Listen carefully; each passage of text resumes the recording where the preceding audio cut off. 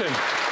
They spread fear and falsehoods about matters in other countries to distract people from the absolute misery they've caused here at home. We understand why they don't want to talk about how Canadians are living, because folks can't afford to feed themselves, lining up at food banks with the worst food price inflation in 40 years. And yet, the Prime Minister wants to quadruple the carbon tax with the help of his NDP junior coalition partners. Will the Prime Minister reverse his plan to quadruple the tax so Canadians can afford to eat, heat, and house themselves?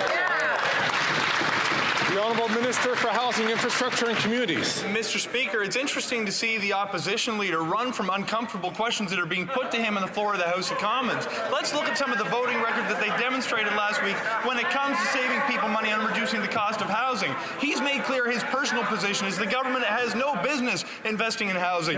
But individual members of Parliament have the opportunity to stand up and be counted when there is a vote on the floor of the House of Commons. They said no to investments in affordable housing. They said no to thousands of apartments. So they said no to housing for Indigenous communities, to emergency shelters for women and girls, and they said no to funding for homeless veterans. They should be ashamed, Mr. Speaker. The Honourable Leader of the Opposition.